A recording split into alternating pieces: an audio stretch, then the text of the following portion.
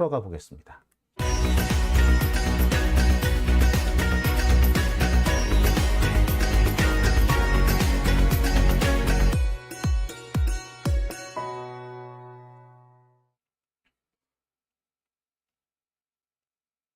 네, 오밤중의 뉴스 함께하고 계신 지금 시각이 11시 31분을 지나고 있습니다.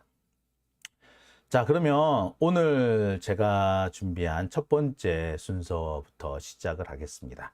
자, 윤석열의 진짜 위기, 경제에서 시작된다. 자, 이 얘기부터 좀 시작을 해볼게요. 윤석열 정권은 사실 시작부터 위기였다고 해도 과언은 아닐 겁니다. 윤석열은요, 취임하기 전부터 지지율이 30%대로 떨어져 있는 상태였죠. 심지어 퇴임하는 문재인 대통령보다 취임할 새 대통령이 지지율이 더 낮은 기현상이 벌어졌습니다. 윤석열 정권의 지지율은요, 지난해 6월 지방선거 할 때 반짝 높아졌다가 그 뒤로 계속 바닥을 헤맸습니다. 솔직히 지난해 6월에 윤석열 지지율이 반짝 높아진 것도 솔직히 말하자면 언론들이 장난질을 쳤기 때문에 가능한 것이지 정상적인 언론 상황이었다면 결코 일어날 수 없었습니다. 우리 잠시 시계를 작년 5월로 한번 돌아가 보죠. 윤석열 정권이 출범하자마자 벌어졌던 가장 큰 이슈가 뭐였습니까? 예, 윤석열 그 얼굴 시뻘개져 가지고 사진 찍은 윤석열 음주 사태 아니었습니까? 그죠? 뿐만 아닙니다. 윤석열이 그 멀쩡한 청와대 놔두고 갑자기 용산으로 집무실을 옮기면서 관저 없이 지가 살던 아크로비스타에서 용산까지 출퇴근을 했습니다. 이 과정에서 참 많은 일들이 국민들의 눈에 띄었죠.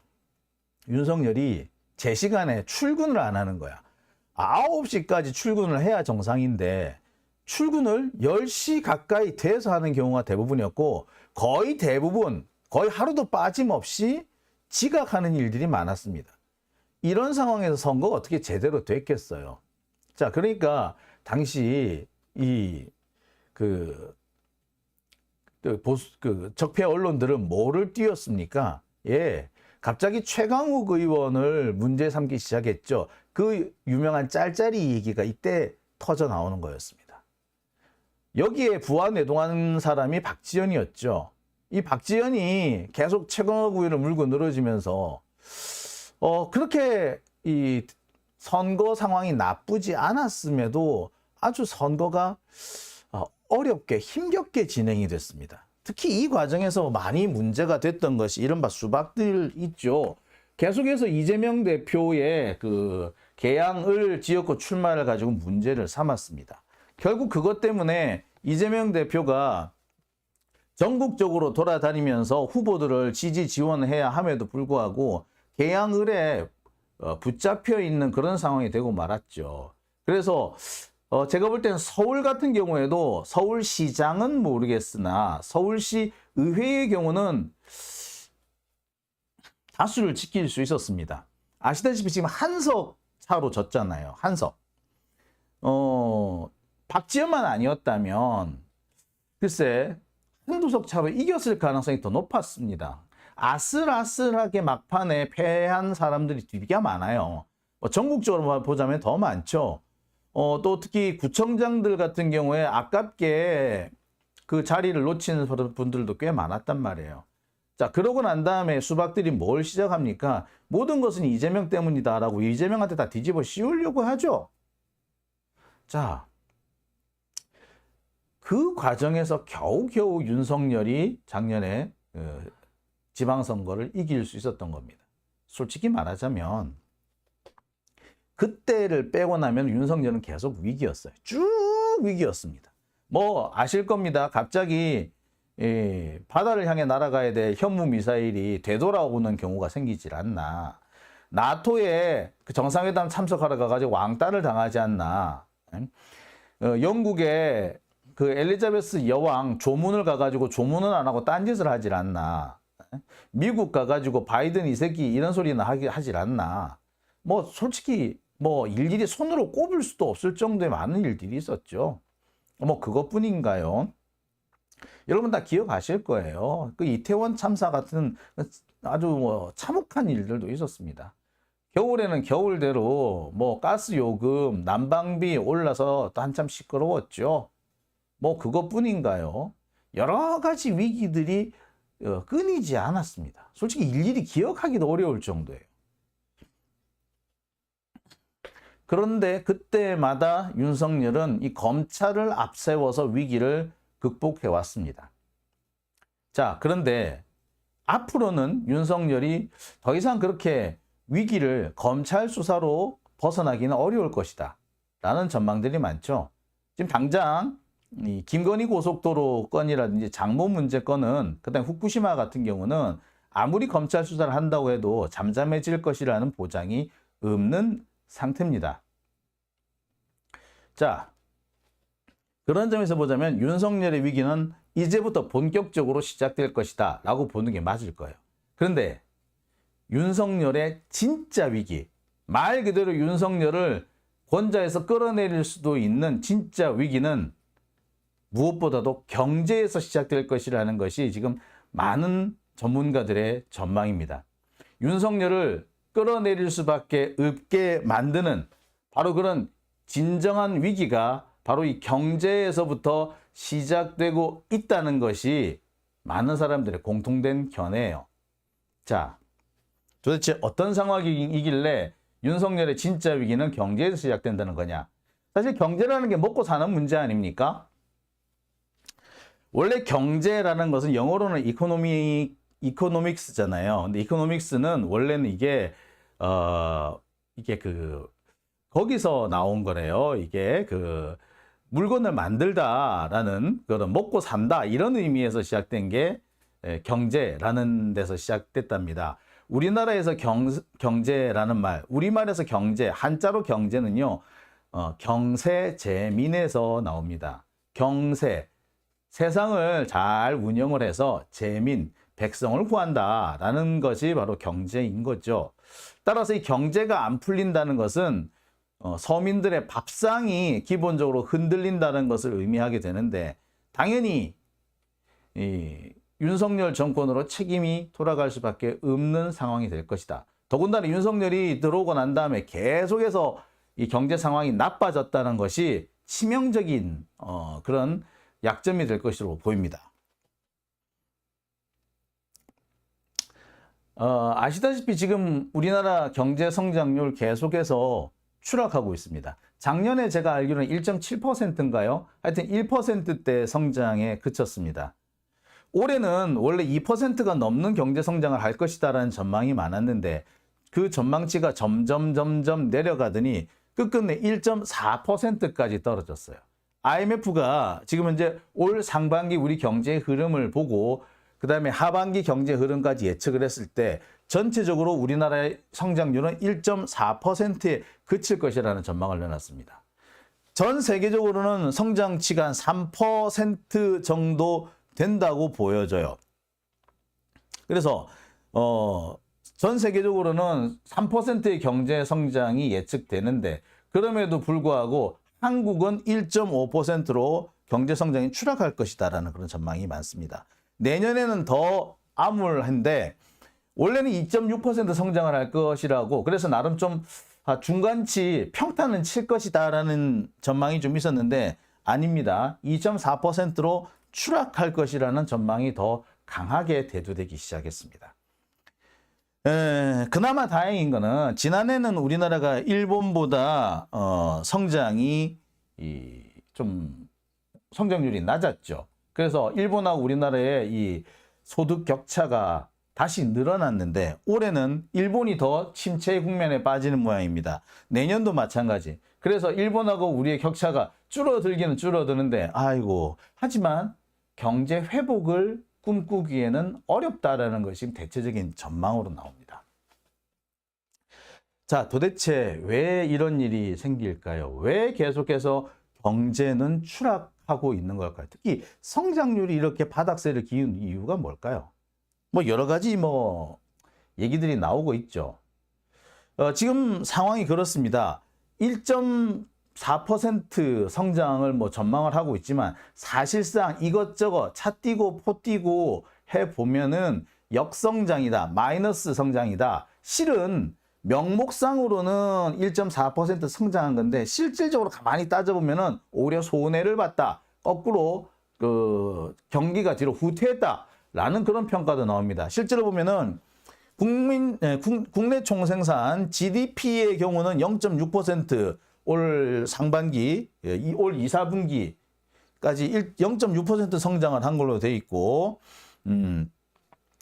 상반기 동안 합쳐가지고 약 0.8에서 0.9 정도 성장한 했을 것이라는 그런 결과치가 나와 있는데, 국내 총소득, 이거는 이제 생산에서 실제로 이거 들어간 투입된 비용을 제외한 실질적인 이익분, 한마디로 추가 생산분, 부가가치 부분만 생각해 보면은 성장률은 거의 0%다. 멈췄다라는 얘기를 합니다. 근데 여기 물가 인상률이라든지 이런 거 또 그다음에 이것저것 뭐 실질적인 구매력 저하를 감안해 보면 오히려 성장은 마이너스가 됐다라고 보는 게 맞겠죠. 특히 어떤 부분에서 성장이 가장 나빴느냐 하면 소비가 대체로 줄고 수출이 줄었다는 데 있어요. 뭐 전체적으로 다 줄었어. 민간 소비, 정부 소비, 건설 투자, 설비 투자, 재고, 수출, 수입 다 줄었어. 지식 재산 요거만 살짝 늘었는데 나머지는 다 준 걸로 나옵니다. 특히 안 좋게 보는 부분이 이 부분이에요. 수출이 줄었는데 수입은 더 많이 줄었다. 무역 적자를 그나마 지금 이것저것 잘 막아내고 있는 거. 지금 제가 알기로는 한 200억 달러 이상 적자를 보고 있는데 그나마 이 무역 적자를 잘 막고 있는 것도 수입이 이렇게 대폭 줄었기 때문에 그런 거다라는 얘기 있습니다. 자, 근데 이 부분 수출도 줄었는데 수입이 더 줄어서 그나마 무역 적자가 발생하는 거를 줄이고 있다라는 거는 달리 말하면 뭐다? 불황형 적자라는 겁니다. 불황형 흑자라는 상태라는 거예요. 불황형. 이 전체적으로 보세요. 뭐 소비고 투자고 다 줄고 있는 겁니다. 그러니 소비고 투자가 주니까 수입이 줄 수밖에, 그러니 수출도 줄 수밖에, 말 그대로 불황인 겁니다. 그러면은 뭐 간혹가다 이런 경우가 있어요. 다 줄었는데 수입도 많이 줄었는데 수출만 살짝 느는 경우가 있어. 이 경우는 뭐다? 이 경우는 뭐냐면 부의 불평등 심화 현상이 생긴다고 합니다.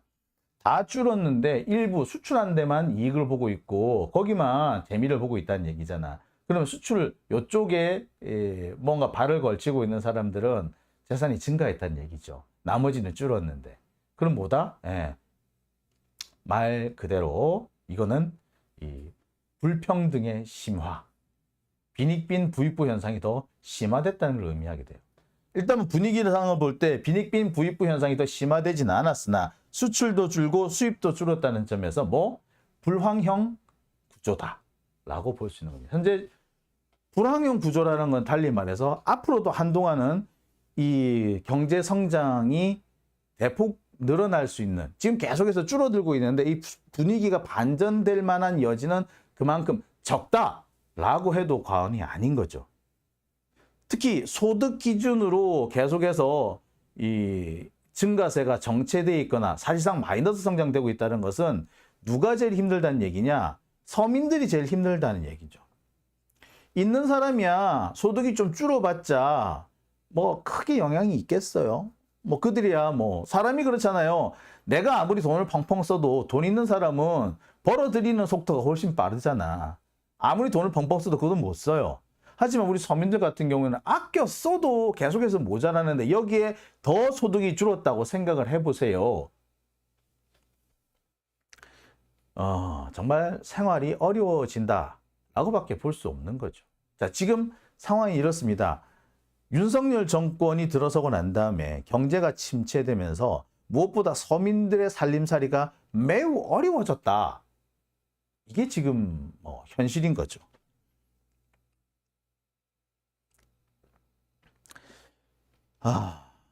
근데 이제 문제는 앞으로도 상황이 나아지지 않을 거라는 겁니다. IMF가 우리나라 경제 성장률을 1.4%로 낮춰 잡았는데 이마저도 달성이 쉽지 않을 거다. 앞으로 하반기 3, 4분기와 4, 4분기 때 최소 1.9% 이상을 성장을 해야지 그나마 1.4% 성장을 달성할 수 있다. 평균치를 잡으니까 1, 2분기에서 모두 0.9%, 0.8%밖에 성장을 못했기 때문에 평균치를 계산했을 때 3, 4분기에 1.9%, 거의 2%는 성장을 해줘야지 겨우 1.4%를 맞출 수 있다는 거예요. 따라서 말이 1.4%지 더 떨어질 가능성이 높다라는 거예요. 실제로 다이나믹한 변화가 있어야지 성장률이 겨우 1.4%를 달성할 것이다라는 전망이 많이 나옵니다. 달리 말해서 경제가 참 어렵다. 하나도 볼 수 있는 게 없고 지금도 어려운데 앞으로도 계속 어려울 거다. 자, 문제는 미국입니다. 미국은 잘 나가고 있어. GDP가 2.4% 증가했어요. 미국같이 이렇게 규모가 큰 나라, 경제 규모가 큰 나라는요. 2.4% 성장하는 게 엄청나게 빠른 성장에 해당됩니다. 미국이 우리나라보다 이게 국민소득 같은 경우는 5배 정도 많은데 그래서 미국이 만약에 2% 성장을 한 거면 실제로 우리나라랑 비교할 때 미국은 10% 성장한 거예요. 우리나라는 2% 성장한 우리나라의 2%랑 미국의 2%가 같지 않는 거지. 미국은 2.4% 성장하면은 우리식으로 계산했을 때 거의 10% 이상 성장했다는 계산이 나오는 거예요. 아니, 미국은 이렇게 쭉쭉쭉쭉 잘 나가는데 왜 우린 이러냐 이거야.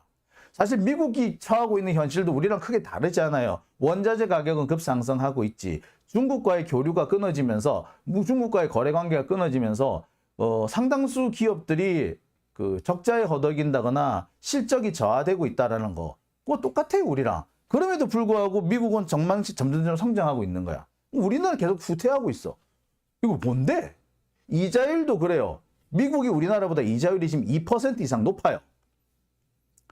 아니 이자율이 낮은 우리나라는 뭐 경제는 안 돌아가고 인플레이션만 나고 있는데 미국은 오히려 인플레이션을 잠재우면서 성장이 쭉쭉쭉쭉 되고 있는 거야. 뭔가 우리나라가 잘못하고 있다는 얘기지. 경제 정책을 잘못 쓰고 있다는 게 명백해 보이는 대목인 겁니다. 누구 책임이야 이거? 이거는 전적으로 윤석열 책임인 거죠. 경제 운용을 잘못하고 있는 거예요. 이미 집권한 지 1년이 넘었어요. 지금부터 나오는 실적은 지난 1년 동안 경제 정책을 어떻게 썼느냐 그게 지금부터 이미 나오기 시작하는 겁니다. 원래 경제라는 게 그렇잖아요. 효과가 당장 드러나는 경우도 있지만 두세 달 뒤, 1년쯤 뒤에 효과가 나는 경우가 많은데 어쨌든 대체로 보면 1년쯤 뒤가 되면은 경제정책 변화의 성과가 나타납니다. 근데 지금 이미 이렇게 계속해서 실적이 나빠지고 있다는 것은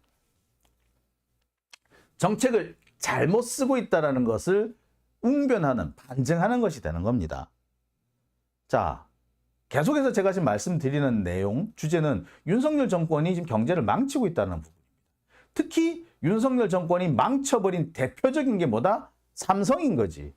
우리나라 이 GDP의 30%를 삼성에서 담당한다고 그랬죠. 삼성의 매출액 규모나 이게 지금 현재 300조예요. 거의 우리나라 한 해 예산에 맞먹는 규모입니다. 그런데 이 삼성전자가 올해 아슬아슬하게 흑자를 내기는 했는데 반도체 분야의 적자가 무려 4.4조, 4조 원이 넘는 적자를 봤다는 거예요. 보통 반도체 부분의 흑자가 전체적인 그 삼성전자의 흑자를 이끌었는데 그래서 보통 매년 보면은 이 흑자 규모가 4조 원, 6조 원, 10조 원 이랬는데 올해는 거꾸로 적자가 4조 원이나 나버렸어요. 뭐 다른 분야, 예를 들어서 뭐 가전이라든지 핸드폰 이런 분야에서 어떻게 이익이 좀 나가지고 겨우 전체적으로 보았을 때 이익은 났지만 손해가 나진 않았지만 사실상 이거는 말이 흑자지 실질적으로는 대규모 적자라고 보는 게 맞겠죠. 반도체에서만 무려 4조 3,600억 원. 더군다나 2분기, 올해 2분기 석 달 동안에만 일어난 일입니다. 자, 지난 1분기 같은 경우에는 적자까지는 안 했지만 이 영업이익이 대폭 줄었던 것도 사실이죠. 자, 결국에 삼성전자부터 흔들린다는 겁니다. 자, 올 상반기 동안 삼성이 본 손실은 무려 9조 원에 달한답니다. 진짜 어떨 때는 뭐 한 분기마다 10조씩 이익을 볼 때도 있었는데 이제는 손실만 9조 원에 달하는 거예요. 그런데 뭐 매경에서는 이런 기사가 나옵니다. 2분기가 바닥이다. 이번이 바닥이다. 앞으로 삼성전자가 잘 나갈 거다 해서 구만전자 얘기를 하고 있어. 구만전자 얘기야. 진짜 열받아가지고. 이 얘기는 언제부터 나왔다? 작년부터 나왔어요. 작년이 삼성 반도체 경기의 바닥이다. 따라서 내년부터는 좋아질 거다. 그래서 내년에 9만 전자 간다, 10만 전자 간다, 막 이렇게 얘기를 했었어. 근데 그 내년이 벌써 왔지. 와가지고 6개월, 7개월이 됐는데 오히려 적자가 났어요. 그런데 또 뭐 하반기에는 흑자가 날 거라고? 이거는 이런 기사를 낸다든지 이런 전망을 내는 놈이 사기꾼인 거죠.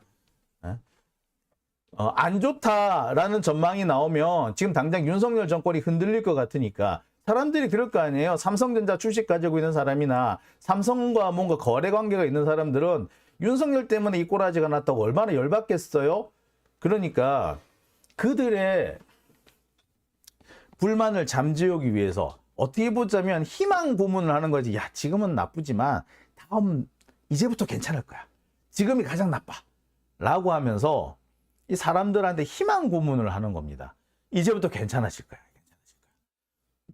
그런데 딴 건 몰라도 경제 가지고 이런 짓 하면은 안 되죠.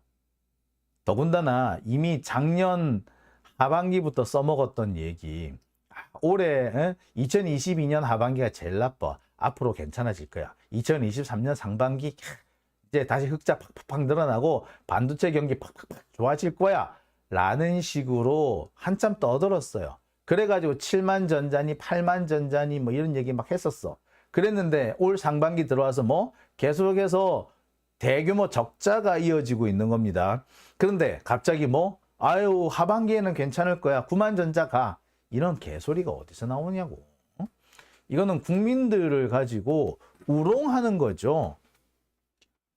국민을 우롱하는 것이 진짜 사기를 치는 거죠. 한마디로 사기.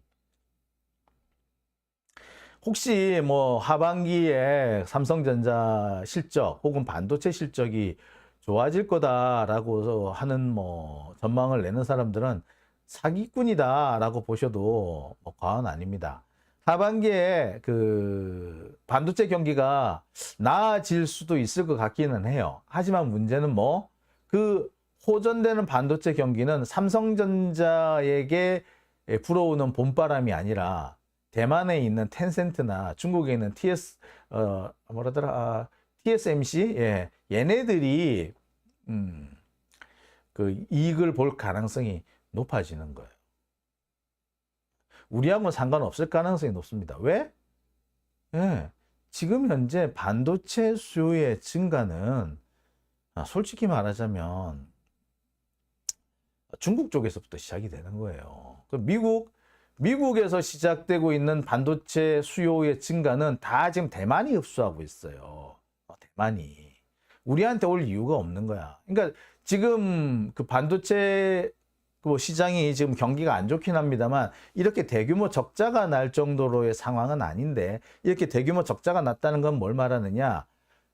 삼성전자의 시장 점유율이 줄고 있고 시장에서의 영향력이 줄고 있고 그 자리를 대만 업체들이 빠르게 채우고 있다. 미국의 반도체 업체들, 전 IT 업체들 대부분이 삼성과 거래하는 것이 아니라 대만과 거래하기 시작했다입니다. 따라서 삼성한테 봄바람이 불 가능성은 그리 높지도 않는 거죠. 나라 거덜나게 생겼어. 자, 문제는 여기서 끝나지 않는다는 거죠. 삼성이 죽을 쓰면서 전체적으로 우리 경기가 나빠지고 있고 경제 성장률이 처지고 있다. 뭐 좋아. 우려가 되는 대목이긴 합니다. 그런데 여기는 우려가 되는 대목일 뿐 위기까지는 아닌데, 자, 이제부터는 위기라고 볼 수밖에 없는 대목입니다. 자, 제가 늘 말씀드립니다만, 우리 경제를 흔들 수밖에 없는 가장 최고의 폭탄, 숨어있는 시한폭탄은 뭐다? 예. 제가 여러 차례 말씀드린 바 있지만, 가계 부채입니다. 지금 현재 우리나라 가계 부채가 엄청나게 높아져요. 지금 우리나라 가계 부채 규모가요, 무려 1,800조에 이른다고 합니다. 은행권이 지금 가계 부채를 가지고 있는 게 1,000조가 넘고요. 금융권 전체로 치자면 1,800조. 기타 4인간 거래까지 포함하면은 가계 부채는 지금 2,000조가 넘을 게 확실해 보여요. 이 중에 상당 부분이 뭐? 주택담보대출입니다. 따라서 우리나라 지금 가계 부채를 줄이려면 주담대를 줄여야 돼. 주담대를 줄여야 되는데 지금 문제는 뭐? 주담대를 줄이면 주택 경기가 하락하게 됩니다. 안 그래도 지금 부동산 경기 안 좋은데 주담대 줄여가지고 주택 경기가 하락을 하게 되면은 뭐 윤석열 정권은 진짜 돌멩이 맞겠지. 그러니까 어떻게 된다? 주담대를 줄이지도 못하고 이자율을 높이지를 못하고 있는 거예요. 이자율을 높여가지고 이 부채가 증가하는 걸 어떻게든 막아야 되는데 그 막지를 않고 있는 거죠. 그러다 보니까 어떻게 된다? 사람들이 자신이 빚을 갚을 수 있는 경제적인 상황이 안 돼. 그러니까 어떻게 된다? 새로이 빚을 내가지고 빚으로 빚을 갚는, 한마디로 카드 돌려막기와 똑같은 부채 돌려막기 상황이 지금 벌어지기 시작하는 겁니다. 벌써 이게 임계점에 왔다라는 기사가 나와요. 제가 쓴 게 아니에요, 이거. 이거 나온 거예요. 매경이가 나온 거예요. 자, 주택담보대출 등 가계 부채가 계속해서 증가합니다. 지난 4월 말에 잠시 줄었다가 급격히 늘어나요. 특히 올 4월에 줄었던 부분도 실은 은행권, 특히 5대 은행이 줄었을 뿐이지 그 밖에 다른 금융기관에서는 가계대출이나 주택담보대출이 더 늘어납니다. 결국에 뭐다? 은행에서 줄이는 것만큼 제2, 제3 금융권으로 넘어갔었다는 얘기인 거지. 말 그대로 카드 돌려막기를 하고 있었던 거예요. 그러니까 안 되겠다 싶어서 5대 은행이 다시 주담대를 취급하기 시작하죠. 그러니까 어찌 된다? 이번에는 거기 2금융권, 3금융권으로 갔던 주담대가 다시 일로 돌아오는 거야. 또 돌려막기지. 언제까지 이게 가능할 것 같아? 이제 곧 끝납니다. 이거를 막기 위해서는 주담대 자체를 막는 것이 아니라 이자율을 높이는 수밖에 없어요. 근데 문제는 이자율을 높일 경우 두 가지 문제가 생기죠. 첫째, 안 그래도 지금 상태가 안 좋은 부동산 시장 더 침체할 겁니다. 또 이미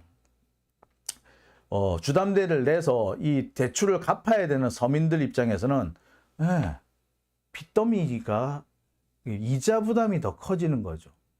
이자 부담이 커진다는 것은 뭐냐면 일반 가게가 생활에 쓸 수 있는 한마디로 가처분 소득이 준다는 얘기인데, 가처분 소득이 준다? 즉 소비가 준다는 말로 이어지는 거예요. 경제 전반에 악영향을 미치는 겁니다.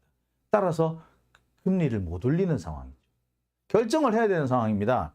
자, 잠시간에 이 고통이 있더라도 장기적으로 봤을 때 이거 부채를 통제하기 위해서는 금리를 올려야 되겠다라는 결정을 내려야 되는 상황이 온 거죠. 고통스럽더라도 이 과정을 거쳐가야 돼라는 결단을 내려야 돼. 누가? 이걸 내리라고 대통령이 있는 거 아니야. 솔직히 안 하는 거지. 왜? 그렇게 했다가는 욕먹겠거든. 더군다나 내년 총선이 있으니까 못하는 거예요. 문제는 내년 총선까지 이 상황이 그대로 가버린다? 경제 작살나요. 진짜 작살나요. 근데 윤석열 정권 이에 대해서 대책이 없고 대책을 세울 의향도 없습니다. 그냥 수수방관하고 있는 상황인 거죠. 말 그대로 시한폭탄이 째깍째깍 하고 있는 겁니다. 빨리 이 폭탄을 해체를 해야 돼. 이 폭탄을 해체하기 위해서는 가진 거 다 내려놓고 자 일단 해체부터 들어가야 돼. 그런데 그거 하기 싫은 거지. 귀찮거든. 그리고 쪽팔리거든. 그럼 어떻게 된다? 덮는 거지. 지금 덮고 있는 상황인 거예요. 뭐 시한폭탄이 덮는다고 덮여지나? 계속 시간은 흘러가는 거고 폭발을 하는 그 시기는 다가오는 거지. 지금 딱 이런 상황인 겁니다. 그래서 이런 기사들이 벌써 여러 군데에서 나와요. 더 문제는 여기 있습니다. 한미 간의 금리 차가 2%가 다른다는 거. 현재 미국이 우리나라보다 금리가 더 비싸죠. 미국이 우리나라보다 경제 규모도 크고 지금 현재 그 경제가 돌아가는 상황, 경기 상황을 볼 때도 미국이 훨씬 좋습니다. 근데 우리나라가 미국보다 그 돈이 싸요. 금리가 싸요. 그럼 어떻게 되겠어? 우리나라에서 돈을 빼서 미국으로 가져가는 상황이 많이 생기는 겁니다. 실제로 보면 이렇게 우리나라에 들어오는 돈보다 나가는 순유출이 커지는 상황이 됐어요. 특히 우리나라와 미국 사이의 금리가 역전된 경우, 우리나라의 금리가 미국보다 싼 경우, 미국이 더 비싼 경우, 이런 경우가 과거에도 전혀 없는 건 아니었지만 지금은 그때와 비교도 안 될 정도로 상황이 나쁘다는 겁니다. 그때는 그나마 순유출을 막을 수가 있었는데 현재 우리나라는 이 2% 금리 차 때문에 우리나라에서 빠져나가는 돈의 규모가 어마어마한 겁니다.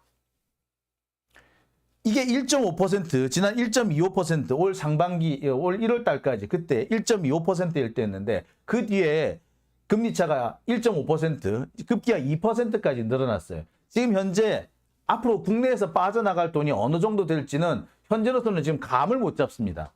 안 그래도 국내 경기가 안 좋은데 돈이 빠져나가 봐요. 국내에 돈이 더 안 돌아. 돈이 안 돌면 뭐 경기가 또 침체를 해요. 악순환이지 이제 이때부터는. 돈이 많이 돌게 하기 위해서 금리를 안 올렸는데 이 금리를 안 올린 것 때문에 국내 자금이 해외로도 빠져나가는 악순환이 생기는 거예요. 그렇다면 방법은 딱 하나야. 고통스럽더라도 금리를 올려서 시장 밖으로, 우리 경제 밖으로 돈이 빠져나가는 걸 막아야 정상이라고 보고 그걸 안 하는 거지. 아씨 진짜.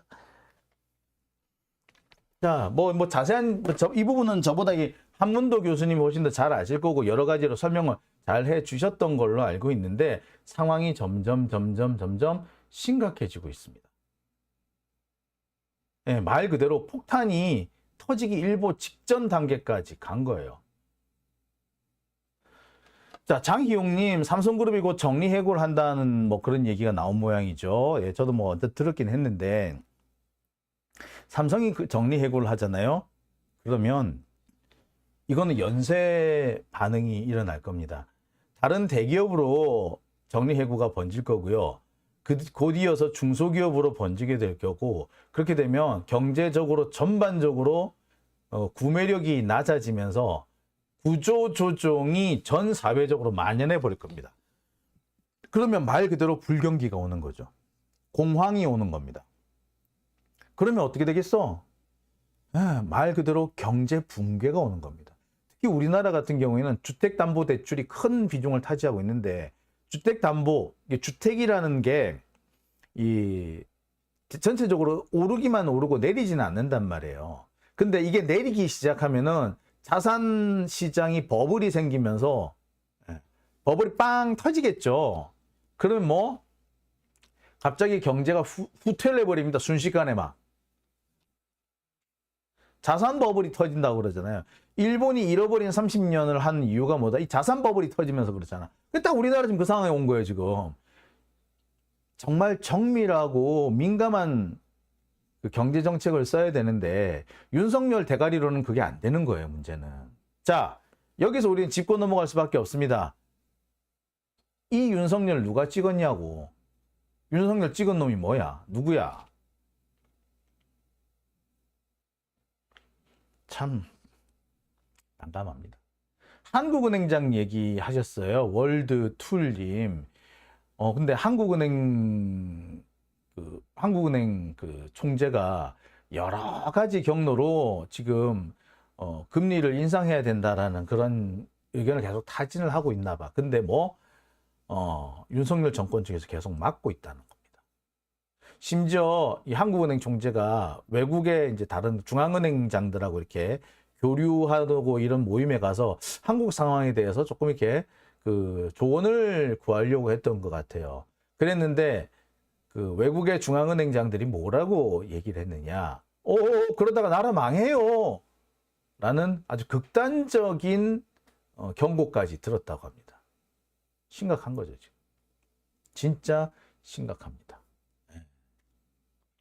자, 제가 이렇게 말씀드린 거는요, 지금까지는 윤석열이 이제부터 본격적인 위기에 처할 것이다. 지금까지 맞았던 정치적인 위기, 정책적인 위기가 아니라 이제 경제 붕괴가 시작되면서 진짜 아마 더 이상 뭐 검찰 수사로는 되돌릴 수 없는 그런 심각한 위기에 처할 것이다 라는 전망을 얘기하기 위해서입니다. 근데 문제는 그렇게 됐을 경우에 윤석열이 죽는 거는 둘째치고 우리 국민들 전체가 엄청난 고통에 빠지게 될 거란 겁니다. IMF 위기 우리 기억하시잖아요. IMF 때. 그 김영삼이 사고 쳤는데 그 피해는 누가 봤습니까? 온 국민들이 봤잖아요. 그렇죠? 그러니까 지금 상황도 마찬가지죠. 윤석열이 사고를 쳤는데 온 국민들이 피를 보는 상황이 생기는 겁니다. 참. 자, 박시성 김아무개님, 삼성이 미국에 그다음에 일본에 공장 지어놓고 이제 한국 떠나갈 준비하고 있다고. 그래서 제가 뭐 알기로는 그래요. 그러니까 삼성이 그동안 중국 공장을 운영을 하다가 중국 공장을 철수하고 베트남 공장으로 갔잖아요. 근데 베트남 공장에서도 생각보다 이게 뭐 잘 안 좋은 거야. 그래서 이게 국내로 가지고 들어오려고 했던 것들을 다 미국과 일본으로 가져갔다고 그러죠. 결국 우리나라에 있는 거는 삼성의 껍데기뿐이고 실제 메인 일자리를 창출하고 수익이 발생하며 그 고용을 만들어낼 수 있는 그 생산 시설은 다른 데 가 있는 겁니다. 우리는 빚 적은 개살구고 이렇게 고용이 안 만들어지면요, 아무리 기업한테 보조금을 주고 정책적 지원을 해도요, 그게 밑바닥까지 안 가요. 그러니까 진짜 이게 문제인 거야.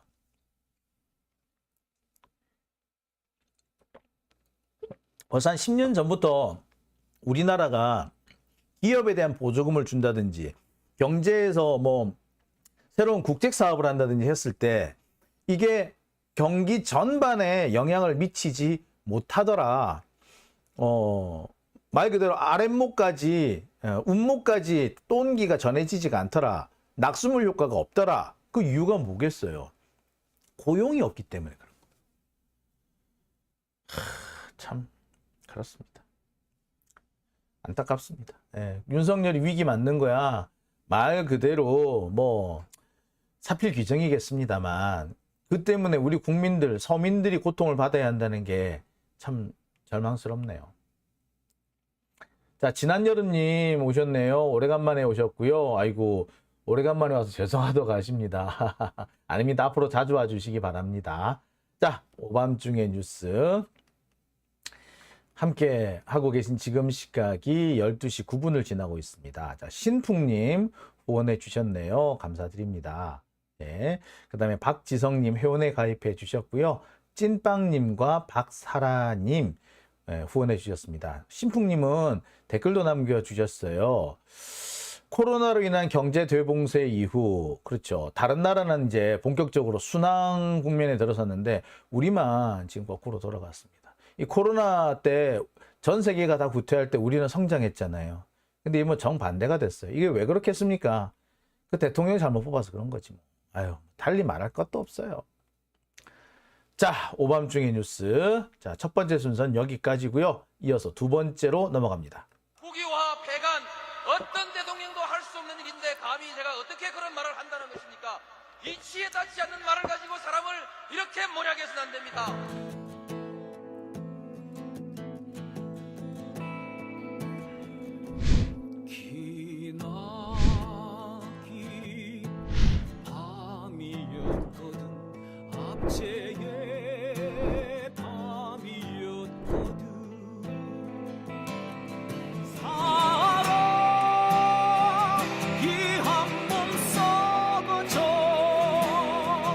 이 붉은 사